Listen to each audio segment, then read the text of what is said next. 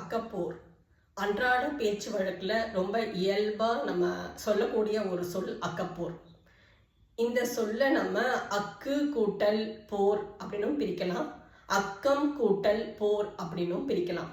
இந்த அக்கு கூட்டல் போர் அப்படின்னு பிரிக்கும் பொழுது அதற்கு அக்கு என்பதற்கு சிறு சிறுமை என்று பொருள், போர் என்பது சண்டை.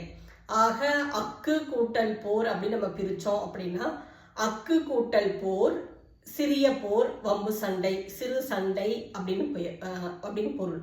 இதே நீங்க அக்கம் கூட்டல் போர் அப்படின்னு பிரிச்சீங்கன்னா அக்கம் என்பதற்கு கூலம், தானியம் என்று பொருள். தானியம் என்பது பிறமொழி சொல், சரியான தமிழ் சொல் அதற்கு கூலம் என்று பெயர். கூலம் கூட்டல் போர். இங்க போர் என்பது சண்டையையும் பிணக்கையும் குறிக்காது, அது தானிய குவியல், கூலத்தின் குவியல், குவியலாக கொட்டி வைத்த கூலத்தை குறிக்கக்கூடிய ஒரு சொல்லாக அங்க மாறிடும். ஆக அக்கப்போர் என்பது கூலப்போர், கூலத்தின் குவியல் என்று பொருள்படும்.